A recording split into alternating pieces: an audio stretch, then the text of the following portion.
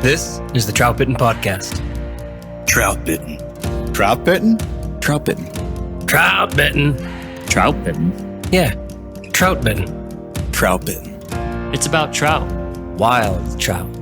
This is Troutbitten.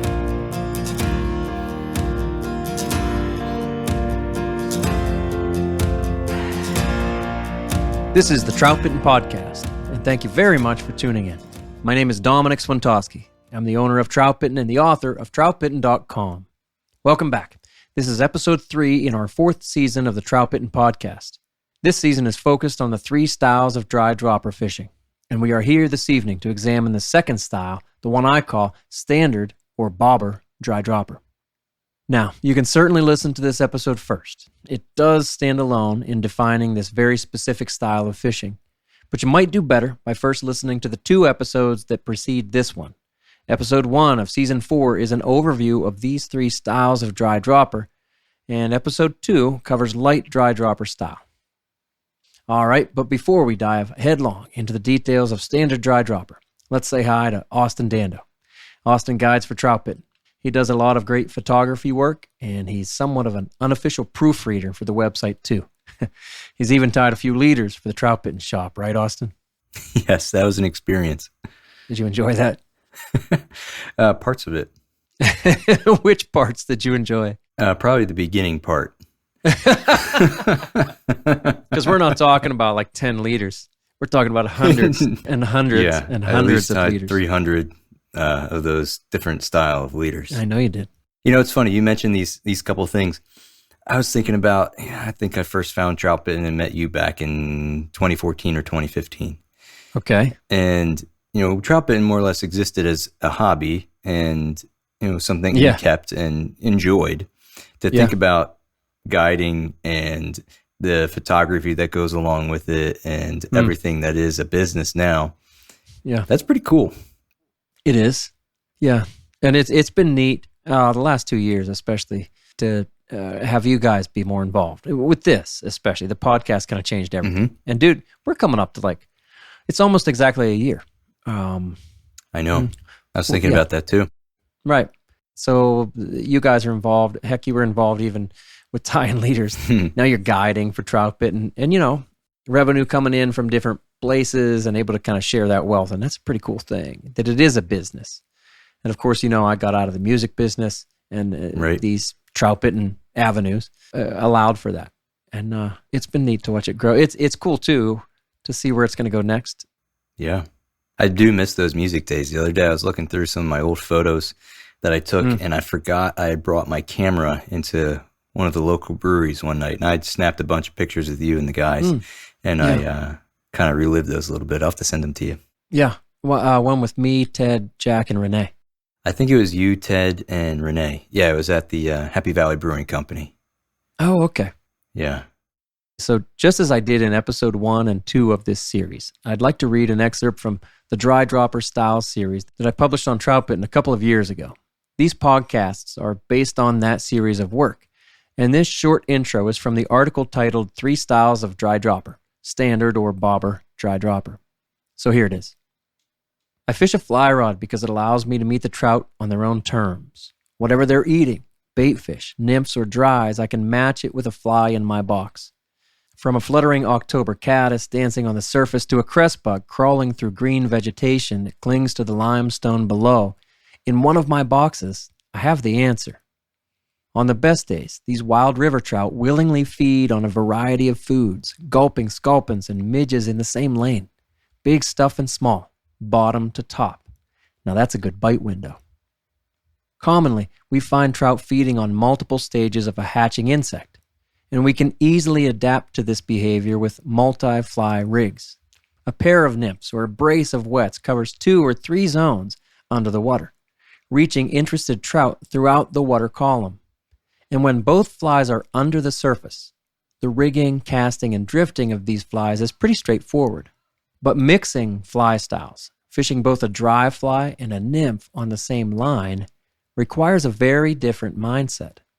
Good dry dropper fishing comes from understanding the strengths gained and the sacrifices made, from having knowledge about the options between these 3 different dry dropper styles. There you go. So what I just read, especially those last few sentences, very much reaches to the heart of the dry dropper problem. Right, Austin? Right. I mean, as we've acknowledged before, it's not as easy as just throwing a nymph behind a dry fly. Not if you expect to fish either fly very well. I mean, that's the problem, right? There we go. That is the problem. Again, and sometimes I even find myself, or maybe in the past I found myself intending to fish one of these styles. Like maybe I'm trying to fish bobber dry dropper, but I'm really fishing light dry dropper or something like that. And I get frustrated, and then I unbalance the weights. And yeah, it is a problem. And but we're going to talk about ways to fix it. Yeah, you've made the point throughout here of recognizing what you're doing, recognizing what your strengths and weaknesses are, and knowing what style you're fishing, you know? Mm-hmm. Exactly. You just said it perfectly. Knowing what style you're actually fishing at that given time. Yeah. And I said it in the overview. I went decades without really realizing that, man, there's really different ways to do this, because so much of what I read and when I talked to people, it was like, oh, you're fishing dry dropper. And then that was it. It was like, not like, oh, how were you fishing that dry dropper? Yeah, it's so broad. Yeah, that's what we're breaking down here. Well, there's a few very distinct ways to do it. And then, we've said too, there's a lot of crossover between those styles. Yep. Such a broad term with so many layers to it. Mm-hmm. And it's a fun thing to break down into three categories that really makes it into bite-sized pieces that we can think about when we're on the water. Yeah, I think bite size is good. Yeah, that's what we're aiming for. So how about like a quick definition? Let's define standard dry dropper before we really break it down, you know? Mm-hmm. I'll start by saying it's a style that uses the dry fly to suspend the nymph below, which is why we very often call it bobber dry dropper. Kind of joking, kind of serious. Right. Because, when we use indicators, thingamabobbers or yarn, whatever, it's a suspender, it's an indicator, call it what you like. We often just call it what it is if it's a bobber. And now we're using that dry fly very much in the same way. That dry fly becomes the indicator. And the dry fly can still catch trout. We're not just throwing it up there to be a bobber, even though we may call it that style. The dry fly is still meant to be a tool to put fish in the net. Right. But really what we're trying to achieve is nymph drifts and clean nymph drifts. And the dry fly is just kind of the catalyst to doing that. Yeah. You said before, and I keep referring back to this, you said the driver's seat. And with light dry dropper, the dry fly is in the driver's seat. Well, here, the nymph is in the driver's seat. We are trying to get our best drifts on the nymph and treating that dry fly as if it's an indicator. We're going to fish very similar. A lot of the stuff we're going to walk through here is almost identical to how you would fish a good indicator style, indicator with a nymph or two below it. Absolutely. There are a few differences, and we'll highlight those too. It's a nymphing approach, and the dry fly is there not just along for the ride. We're also expecting to get hits on that dry, or again, you wouldn't attach it. That's right. Do you do standard dry dropper much in the winter? No. No, me neither. I don't do any style of dry dropper very much in the wintertime. No. Because the only thing they're really eating around here in the winter on top is midges. And I'm not... The occasional midge. Yeah, I don't do that on the surface. The action isn't that good. No, it's not. You should just prospect with size 22 midges, dry dropper. On top, maybe a Griffith's gnat, go for it. Yeah, really sink your teeth into it. Yeah, and then a 24 is zebra midge underneath. You do that. Do it all winter, see what happens. No, you go ahead and do that. No, you prospect. You go ahead. I think you're better at it.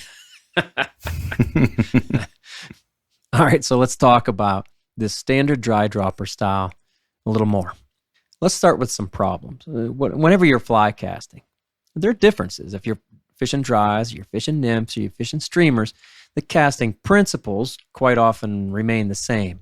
Mm-hmm. Speed in between 2 points, good crisp stops, all of that stuff. However, when I'm casting dries versus when I'm casting nymphs, there is a difference in the casting stroke. So when we have two things attached like this, and now we do have some weight in the nymph, like which cast do we choose? Are we using a dry fly cast or a nymph cast, Right. Two different kinds of strokes. So which one do we use? Great question. And that's kind of a problem.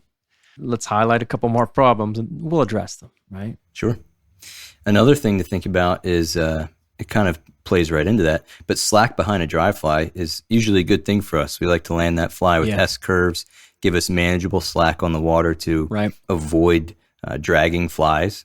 But if we have too much slack there for the nymph that goes under the water, that causes new problems. That's the thing. And that's another thing in the casting stroke and the delivery of the flies that can be a tricky thing to control. Right. Slack under the water often just spells trouble. But slack on the surface, if we're dry fly fishing, is exactly what we're trying to achieve, to give the fly some grace to drift with the currents and not against the currents, right? Yep. That's kind of the heart of the whole problem here. And that's why we were saying we loved light dry dropper, because we were using a nymph light enough, basically almost weightless nymph, and it didn't affect the cast or the drift of the dry. But here we are. Right on. With a nymph that weighs enough, and again, I'm going to say it's 10 centigrams maybe, or anything over 5 centigrams. Boy, any weight in that nymph is going to pull out your slack that you were trying to give to the dry. And now you just have to surrender to that concept. Okay, I'm not going to be able to put these graceful S-curves and necessary slack to the dry fly to get those great drifts. Now, there are ways around it. We're going to talk about it in a minute, but that is a problem. That slack to the dry is gone for the most part. I think out of the 3 styles, this one kind of requires the most trade-offs in terms of versatility and things that you can expect out of it in general. Another thing right there is getting your flies to land in the same seam. Right. We have a heavier nymph on the bottom for the point fly and a dry above. And those 2 things move through the air and enter the water very differently. Yeah. And to try to get them to enter in the same place each time, that can be a challenge. Oh, yeah. We acknowledged in the last podcast that everything in one seam is how you get a true dead drift. Right. If you have the nymph that lands, 2 feet over in a fast current and your dry fly lands in that merger seam or just all the way over in the soft current, well, they're going to fight each other. They're going to pull against each other, and neither fly is going to get a very good drift. It's not going to be a dead drift. It really isn't. And aside from that, where they land on the surface, once that nymph, now it's a weighted nymph or it has some split shot with it. So once that weight gets down, 12 inches, 24 inches, maybe 36 inches, 3 feet perhaps, under the water, there are different speeds of current. As you go down, the current usually gets slower. The current right against the bottom, we call it the strike zone. It could be right against the riverbed, and then 6, 8, 10, maybe even 12 inches up, depending on the substrate. Anyway, that strike zone is going slower. And if that's our goal here for a nymph, and sometimes it is with the standard dry dropper, that's going a lot slower often than the surface current, which is where your dry is. Great point. So how are they going to drift, naturally? How is either one going to drift how it's really supposed to, Yep. Another problem, right? Another problem. But by thinking these things through and acknowledging that we have some problems or issues, things to solve, we can match the tactics to our objectives, I suppose, and the situation at hand, the river in front of us. And for the standard dry dropper style, it's really best suited to fishing the nymph first. We acknowledge, okay, you're not going to get fantastic drifts on that, perfect drifts, let's say. You're not going to get perfect drifts on the dry. Fair enough. We surrender to that. And now the nymph is in the driver's seat. So, for me anyway, I just concentrate on trying to get a great drift underneath, and I kind of hope for the best on the dry fly. There you go. And that's honestly my way of almost solving, or dealing with many of the problems we just addressed. That slack problem, can't get great slack to the dry. Okay. How am I going to deal with it? We're going to mend. Talk about that in a minute. That's a big deal. The fact that the dry fly is really in a different seam, or let's say the surface current, the faster seam than where I really want my nymph down perhaps in the strike zone, I go, okay, that's okay. Dry fly is going to go slower. I want the dry fly really to be bossed around by the nymph or the speed of the nymph. Nice. So the dry fly will kind of slow down. And I'll say, honestly, I think that sometimes is a real trigger to trout. And here's why. The slowdown. Yeah. That's so, cool. Yeah, and you really can hardly do it any other way except by putting some weight under there, in this case in the form of a nymph or split shot. Mayflies, when they emerge, we've all seen mayflies get to the top. They need to dry their wings. They spend some time on the surface to dry their wings. We talked about this in the hatches episode, hatches and strategies. That's, I think, season 3. As they're drying their wings, they are kind of sitting ducks for the trout. And that's, I think, why trout love mayflies so much on a good day. And then we've all seen these mayflies sort of hop or start to kind of stutter across the surface. Right. And for whatever reason, they tend to do that in an upstream direction. And so they kind of slide across the surface for, just almost microscopically. That's too fine a detail, but very little. They slide across the surface just a little bit. They're almost fighting that current a little bit as they try to take off. And they'll hop up and down, but I'm saying it almost looks like they're swimming across the surface. I call it just kind of gliding or kind of holding their spot almost in one place, depending on how fast that current seam is going. Right. And so that this standard any dry dropper style can very much look like this. The tight line dry dropper, we see this effect, yes. And that's coming next with a tight line discussion. But with this standard dry dropper, we definitely see it too. And again, it's because we have enough weight on in the nymph or with the split shot that gets that nymph down into a different current. And now it bosses that dry fly around and actually slows it down. Sometimes that's a big trigger. That's great stuff. I really love what you said there. And I can't say I've ever thought of that or maybe paid attention enough to ever observe that, but I'm definitely going to watch out for that now. That slow down, maybe see the dry fly set back a little bit, just like the bobber does or your Dorsey does, and then see if that induces takes on some days. That's really cool. Yeah, that's exciting to me to see that. I remember seeing that first on a float and realizing that when my dry fly slowed down is when they were eating it the most. Yeah, that's super cool. Not every time, nothing's predictable like that, but it was absolutely for sure that was a good trigger. Yep. It was a sulfur hatch. So many good things happen during a sulfur hatch. Most agreeable things. You can learn a lot. Tactical Fly Fisher was started in 2015 by Fly Fishing Team USA angler Devin Olson, with a mission to bring American anglers the techniques and gear that dominate the international competitive fly fishing scene. While you may have no desire to compete, you can still benefit from the same strategies which competitive anglers use to make them more successful on the water. Whether you want to buy a Euro-nymphing rod, a stillwater fly line, or just some hooks and beads to fill your fly box, we've got you covered. And our teaching materials will help you learn how to use whatever products fill up your cart. Head on over to thetacticalflyfisher.com and use the code TFF10 to get 10% off flies, fly tying supplies, or terminal tackle. For over a decade, Smith Creek has provided innovative, high-quality fly fishing accessories designed to put your gear in easy reach, free up your hands, and keep our waters clean. This September, Smith Creek is releasing 2 new products. Check their website to see the new tippet holder. Each unit is individually machined from high-quality billet aluminum and anodized in one of 2 eye-catching colors. They hold up to 5 tippet spools with a patented spring-loaded plunger design that is easy to load and keeps your spools right where you need them. All Smith Creek products are built guide tough and backed by solid customer service. To learn more about Smith Creek products, visit their website at smithcreek.co. So when we think about dry dropper, probably what we're talking about tonight, bobber dry dropper, standard dry dropper, is the most common among the 3, or at least in general in the fly fishing community. When we hear dry dropper, we probably also hear hopper dropper in the back of our heads. And that's the idea that there's a somewhat fairly strong, buoyant dry fly floating, a decently weighted nymph below. Yeah, I agree with that.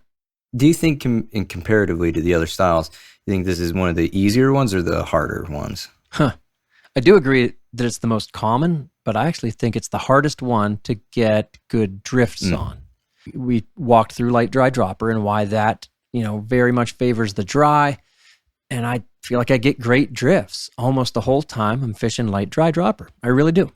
And when I'm fishing tight line dry dropper, I feel very much in control of what lane the nymph and the dry land in and the speed of everything. And I'm in contact. Yes, it's a short range system, but I have control over everything at that short range. But even if I take the standard dry dropper at short range, I feel like getting things to land in the right place. And then to have the kind of contact that I wish I had with the nymph is difficult.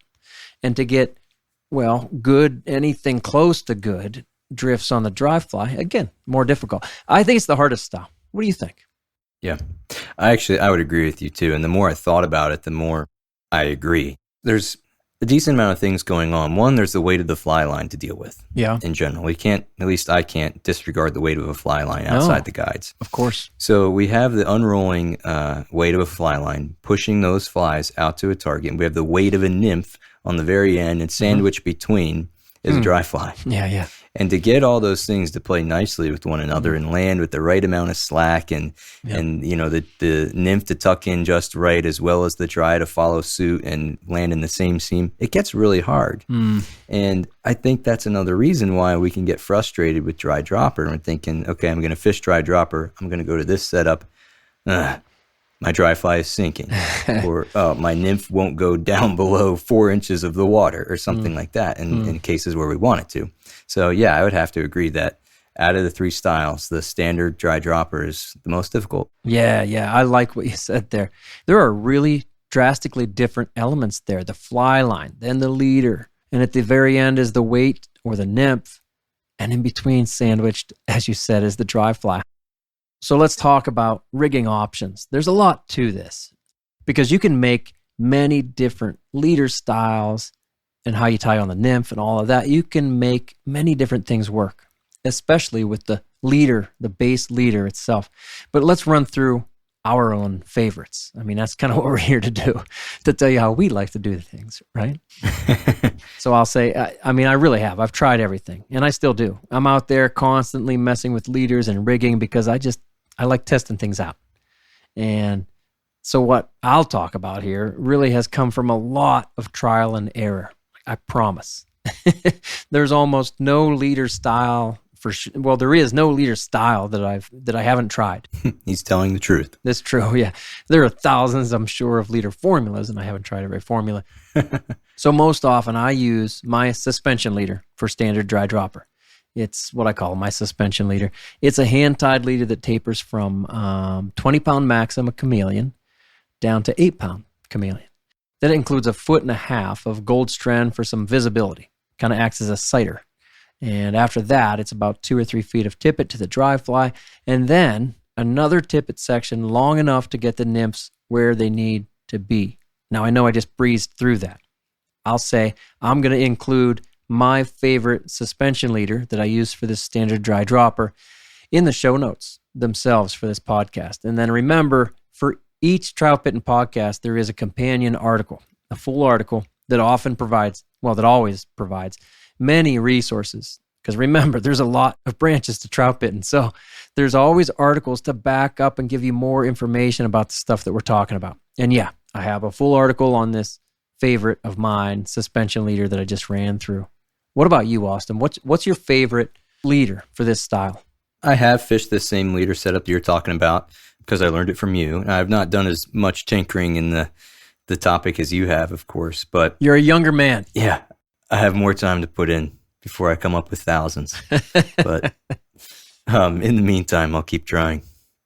I tell you what, I've used variations of the Harvey, with those sections at 20 pound for sure, that taper down.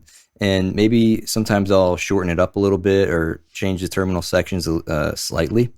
But I fish something pretty close to a Harvey most of the time when I'm fishing this style. I do it a lot too. Speaking of kind of that butt section there. Yeah. What I touched on a little bit is the key is that it's tapered. And, we want it stiff and powerful, but not so much that there's, a lot of drag on the surface either. You know what I mean? Oh, I do. Yeah. And most people would take a standard fly shop, extruded leader, not hand tied, and, run their dry dropper that way. And that's good because it's powerful. But what you said there is with power, comes thickness. And then thickness on the water, drags a lot more. Think about the extremes here. If you just put 5X on the water, it doesn't drag nearly as much as something that's 25 pound. Yep. Boy, if you don't believe me, test it. Put that on the surface and let that drag. Oh, there's so much more surface drag on 25 pound versus, 5X. Absolutely. So that butt section in the Harvey that you use is not that much different than my suspension leader. I use a 20 pound, and for me, the Harvey leader starts at 15 pound. Is it that much different? No, not that much. But I do like a little bit more push, a little bit more power if I plan on doing the standard dry dropper for a very long time. These are sort of slight differences. We're kind of getting down into the weeds here, but right? That's our butt section. And for me, like you said, I like to taper it. And for me, I like to keep that power in it to really punch things maybe through the wind or use a very buoyant dry fly. And that often has a lot of air resistance, so I want to punch it. And sometimes I feel like that Harvey can be a little underpowered.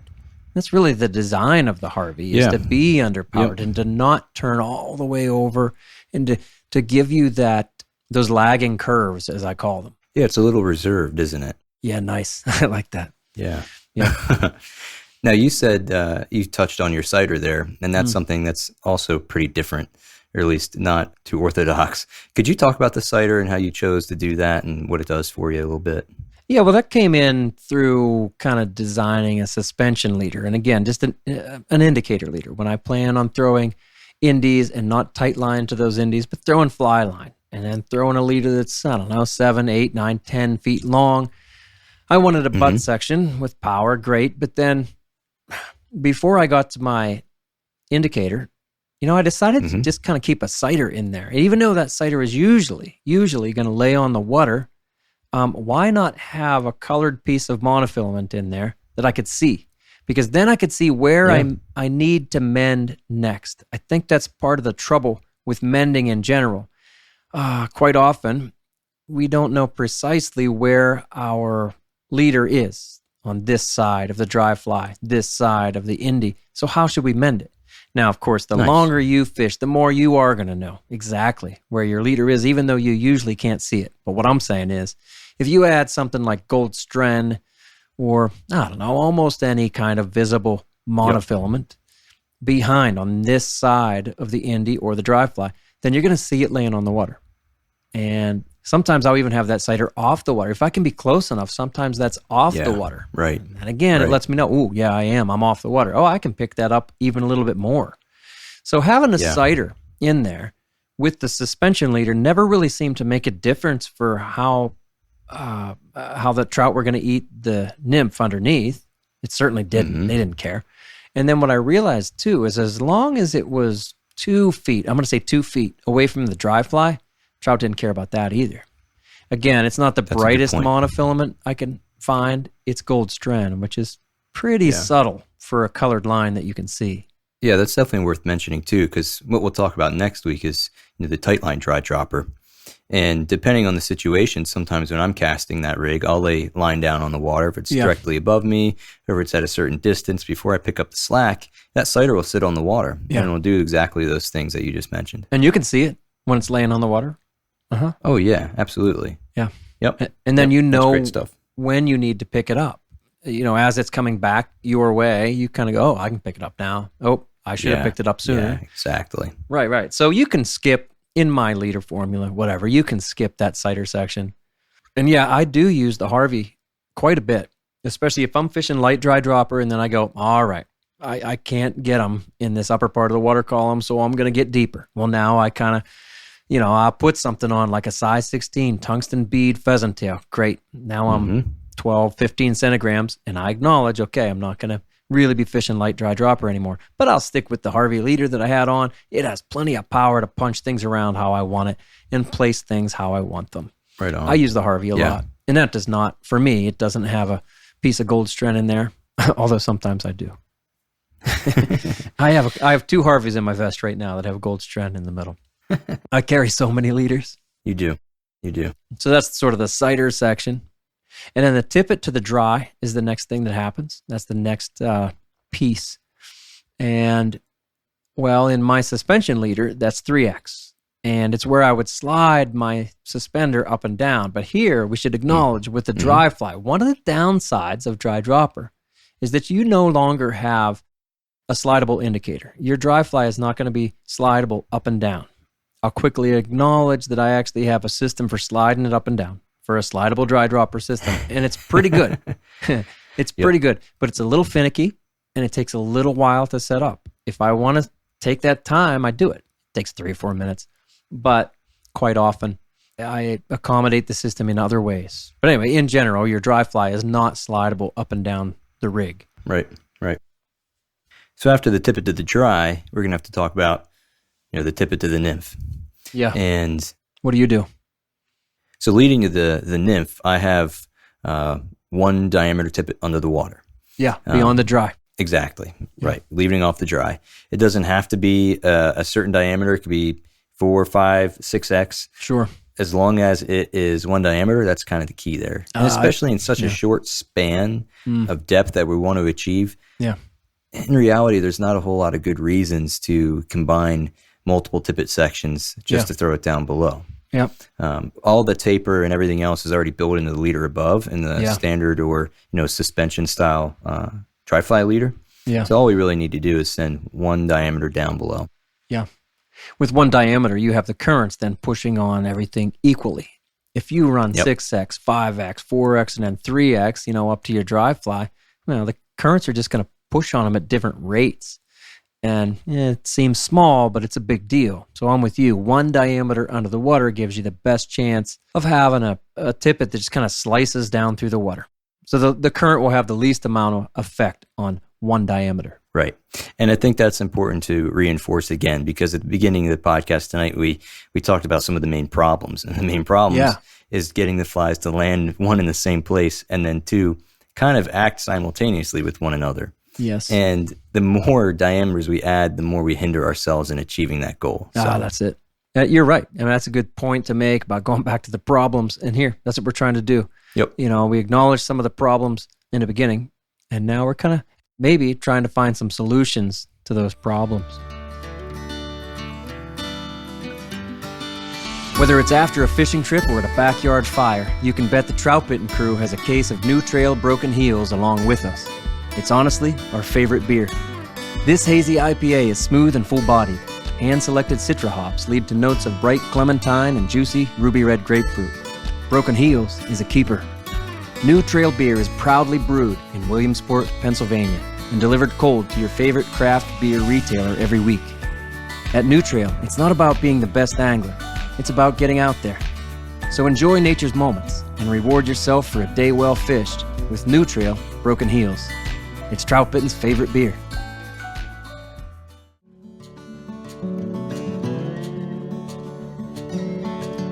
Precision Fly and Tackle is a family-owned business with a passion for the outdoors and a sense of adventure. They are anglers who enjoy every moment spent on the water with family and friends. Precision Fly and Tackle carries the widest selection of Euro rods, reels, lines, leaders, flies, and accessories. From the beginner to the advanced angler, Precision Fly and Tackle can outfit every angler, no matter the budget. Visit them online at precisionflyandtackle.com. Then use code TROUTBITTEN10, that's the number 10, for 10% off your order. Gear up with Precision Fly and Tackle for your next adventure. So these elements of leader design can be transferred to whatever leader you choose. Like I said, you can use a store-bought extruded leader. It's going to work fine, especially if you understand your goals here. It's a starting point, for your own exploration. And as long as you think about your goals and you understand the tool in your hands and kind of how to use it, you're going to be fine. I don't think that with this standard dry dropper, you need to have any one specific leader. That's what I'm trying to say. Yeah, I'm with you there. You do want a leader that mends easily because, as we said, you're not going to have nice S-curves to the dry fly. Now the way to take the tension off of that dry is with good mending. So once the flies are on the water, you want to be able to throw those reach mends and stack mends to feed slack now to the dry and extend that drift into any kind of reasonable length. And 2, if we are mending a lot, or we find ourselves mending a lot, things can kind of get waterlogged on us too, especially at distance. And one way to kind of alleviate that is to add some sort of grease or float into the line that keeps it up on top of the surface, keeps that surface tension high so it's not sinking or settling down below. Right on. And allows us to just easily throw those upstream mends or those stack mends you just talked about. Yeah, for sure. Greasing the leader makes a big difference. So what about flies, Austin? So attaching the flies then. So going off the nymphs here, we can fish 1 or 2 nymphs, either weighted or unweighted. That if you're fishing an unweighted nymph, You can add split shot to the rig. Yeah. Split shot is so underutilized these days. That might be the biggest change, or one of the biggest changes I've seen since I started fishing. People just don't want to fish split shot. And I think it's a mistake because it's such a useful tool. Sometimes it's the right answer, the best solution. I mean, it's a great option. You can have weighted flies or split shot. It almost doesn't matter. Yeah, when we're rigging these flies, we can do it a couple different ways. We can either rig the nymph directly in line with the dry, or we can run a dry on a tag and drop below on a regular point fly. Sure. Almost nobody thinks about putting the dry fly on the tag. And we're going to talk about that a lot in the tight line dry dropper episode coming up next week. But yeah, you could do it here too with standard dry dropper. Yeah. You could go in line off the bend like we talked about before, and you can go back out of the eye. Those are all fine ways to do it. So our dry fly now needs to be something that can support some weight underneath. You know, I can't use too small of a dry fly. I can't use a real small comparadun. I've been using a mole fly a lot lately, but not for a dry dropper fly. So while that real little CDC puff on that fly can just barely support the fly, it certainly cannot support an attached nymph below. Right. So you have to have a buoyant fly if you're going to suspend any kind of weight underneath. And you can have a really buoyant fly, like a hopper, if you want to put a lot of weight underneath. And that's an option for you. Yeah, there's that, I guess you could call it a sacrificial or something they're in reality they're going to eat. I know I have some friends who compete and they're not allowed to use bobbers. Yeah. So they'll tie these incredibly buoyant dry flies, they call them. And, they're not expecting in reality to catch anything on that dry fly. That's a sacrificial fly. Yeah. You can go that route. That's a good point. Or you can put on an overly hackled elk hair caddis or whatever it may be. And there you go. There's something realistic food form. It may be a bit dramatized, but there's a chance they're going to eat it. Yeah. I use a lot of parachutes, a lot of clink hammers. Again, another parachute style. I do use a lot of CDC and elk. Surprisingly, if you keep that CDC dry with a desiccant, they will suspend quite a bit of weight underneath. So that's the dry flies. And then the nymph options, again, like you can choose whatever nymph you like. We said with the light dry dropper, boy, you're not going to throw stone flies. But here, okay, if you got a dry fly that will support it, great, do it. Split shot, 2 flies, I suppose 3 nymphs, if you want. Boy, then you'd have four flies on, wouldn't you? I've never done that. But yeah, I often will put 2 nymphs and even some split shot in between those nymphs. So now I have 1, 2, 3, 4 things on the line. Whatever works. Boy, that in terms of rigging, the more time you spend tying all that, okay, fair enough.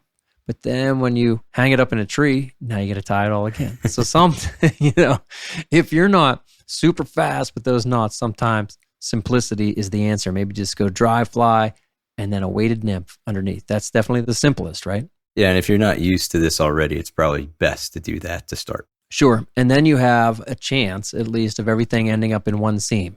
The more things you attach to the line, the more chance you have of everything, ending up in a different seam. Yeah. So let's talk about fishing it, right? We've talked about the rig. We talked about the leaders and the flies. How do we fish it? It's a big question. We talked about a lot of problems. We've tackled some of those problems. And we talked about the casting style as being sort of the first problem. Depending on how much weight it is, I'm usually using a dry fly casting style. Here's what I mean by that. Okay.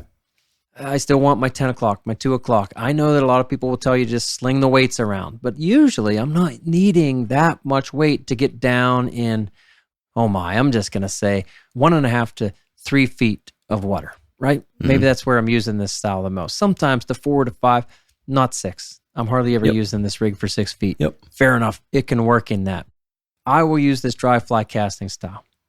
And that doesn't mean I'm false casting a lot, but it does mean that at 10 or 2, whichever one, then I'm going to stop. I'm going to let the whole leader unfold. My loop, my good, crisp, tight casting loop unfolds. And then I want the nymph to hit first. I really do. I want the nymph to hit first. This Yep. fly or split shot is often heavy enough that I can see that little splash. It goes down in, it hits the water first, and then there goes my dry. That is, to me, it's a critical thing to understand. I don't want to just lob the weights around and just kind of throw things and hope for the best. What I just described is the way to have the best control. Now, technically, it's a tuck cast. Anytime I get everything to turn over, and then the nymph goes down in first, there's my tuck cast. Nymph, and then where do I want the dry? And I have some control over that with this standard dry dropper setup. You do that too? I do, and something I'll do kind of towards the end of the cast, once that fly, or once the leader totally unrolls and that nymph is headed towards the surface, I'll lift the rod tip up slightly and kind of kick the dry fly up in the air, and it adds that extra little bit of tuck and shoots the nymph down.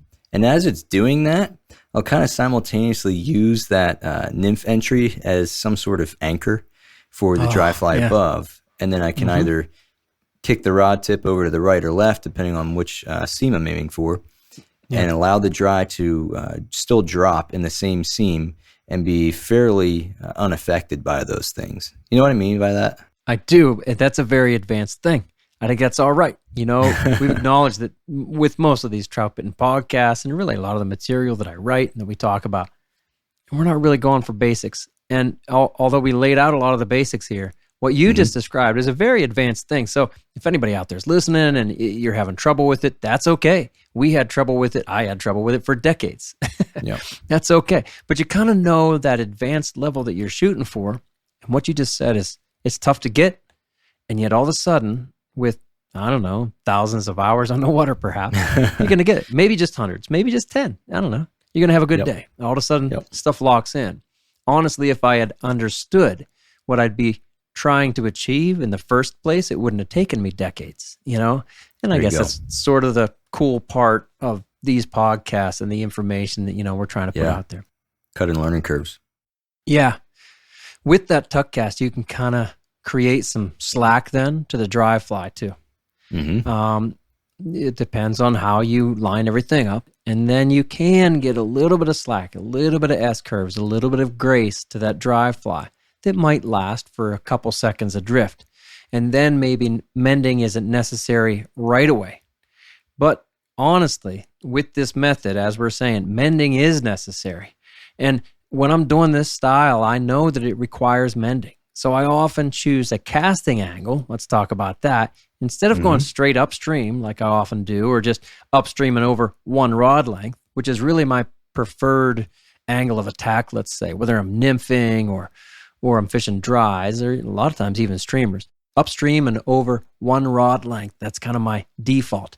But instead of doing that, with this standard dry dropper, I'm often going upstream and over like 45 degrees, or even just straight across stream. Because sometimes that's the best way that I'm going to be able to mend and mend again and mend again and keep the tension off of that dry. I do a lot of what I call hop mends. Sometimes it's hop after hop after hop. You have multiple mends to keep that tension off the dry and allow then the nymph to be drifting down there, hopefully very naturally in one seam. Yeah.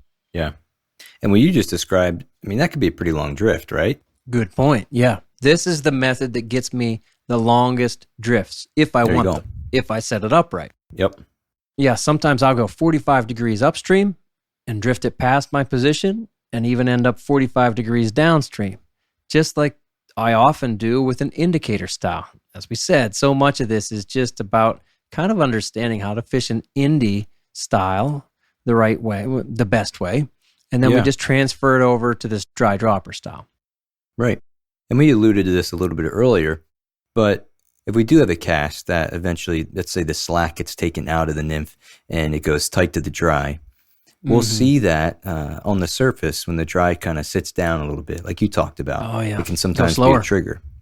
And we see the same thing when we talk about fishing a bobber, fishing an indicator. When that suspension device receives the payload, as you say, you see it. It kind of sits up. The dorsey will shoot up and look like a flag. The bobber will kind of sink down a little bit and settle. And the dry fly will do the same thing. And when we see that, It's telling us the same information that a bobber or a Dorsey would be saying. We're tight to that nymph below. There's not a whole lot of slack going down there anymore. If something takes it or if it touches anything, we're going to see it. Yeah, that's for sure. And that's because of the contact between the nymph and the dry. Like you said, it might take a considerable distance of travel or a length of drift for that to happen. But I try to kind of set things up so that it happens pretty quick. Maybe within, I'm going to say 2 seconds, I want my nymph and my dry to have that contact. Yep. Because then now I really do have some kind of strike detection. And again, I think that's something that people miss quite a bit. They think that, I want slack there so the nymph can kind of do its own thing. Like, no, thank you. I want strike detection. Yeah. And with that nymph kind of towing along behind the dry fly, hopefully again in one seam, then if there's contact and the trout eats the nymph, then I'm going to know it on my dry fly. I certainly am. And again, we will see that dry fly kind of settle in, as you said. It'll just slow down a little bit. All of a sudden you realize, hey, it's going slower than the top current. Well, great. Right. Okay, and if you keep that going, that you know that you are getting a great drift on your nymph. And once again, with this standard dry dropper style, that's exactly what we're aiming for. And I'll touch on again, you said if you set it up the right way, you can get to that contact point within a couple seconds. Yeah. And where that starts is the cast. How those flies enter the water is what sets you up for the rest of the drift. Absolutely. And if you're just kind of lobbing weights around, you're saying, okay, now I have, a heavier nymph on. If you're thinking more about casting that nymph rather than actually trying to get that dry fly cast, as I was saying, then you're not going to get it as quick. You're not going to get that contact as quickly as what you said. Yeah. Maybe, and I never thought about this before, but maybe it's more of a nymphing drift, but a dry fly cast. Maybe. It also depends on how much weight you have. Are you casting, 75 centigrams of a bigger stone fly? Well, yeah. I will say this, one more thing about the casting and all this. I definitely find that people are afraid to cast nymph rigs or any weight, with good casting principles. They think that everything is going to get tangled. But the truth is, I just said lots of times I have dry fly, nymph, split shot, nymph. So 4 things on the line. And I cast them with this dry fly cast that I'm talking about. Again, not false casting. That's not what I mean by dry fly cast. I'm just talking about nice, crisp turnover, nice, crisp fly casting style loops. With those loops, I have that control like we are talking about. Where do you really want the nymphs to go? Where do you really want the dry fly to go? How do you really want your leader to set up? You're in control of all that with good, I'm going to say dry fly casting principles. Perfect. So that's pretty good. I mean, that's how we fish it, I'm sure there's a lot more to it, but all you can do is get out there and fish it. Try the light dry dropper style, try the standard dry dropper style, and try the tight line dry dropper style. Understand that they are all very different. The only way you're really going to get a handle on all of it is to really fish it, All right, anything else, Austin? Yeah, I just want to kind of jump on the point that there's a few different variations in the way that this can play out.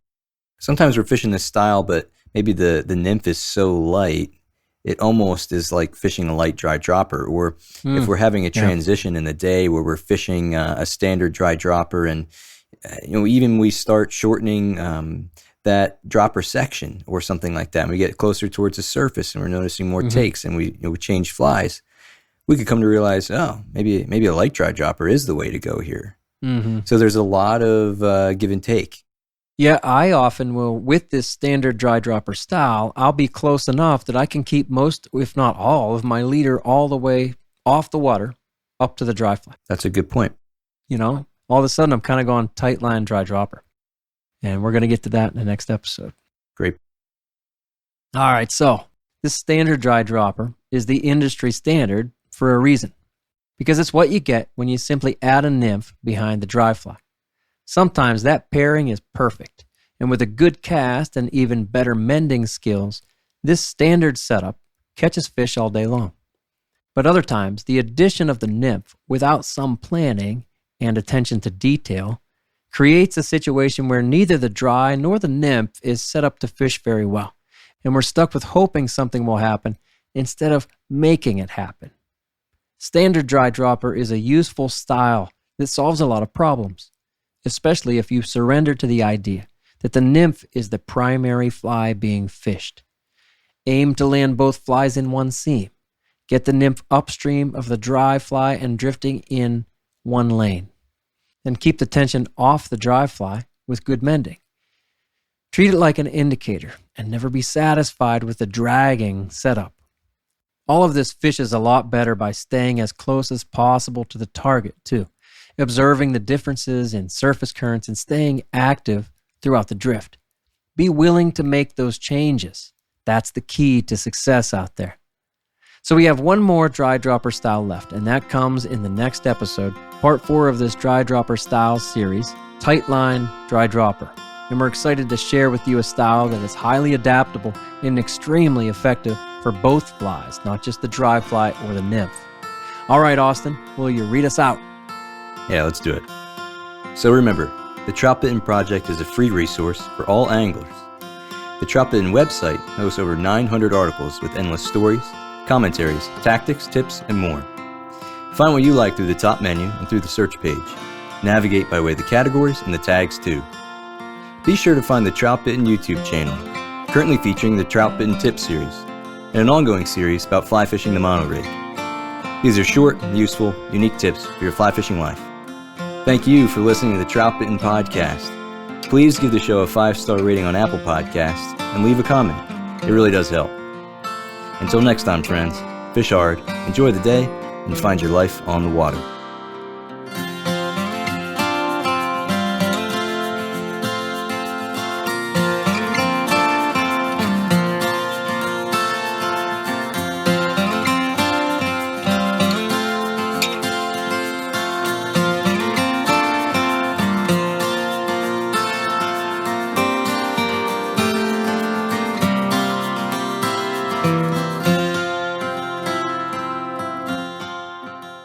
Do it all winter. See what happens.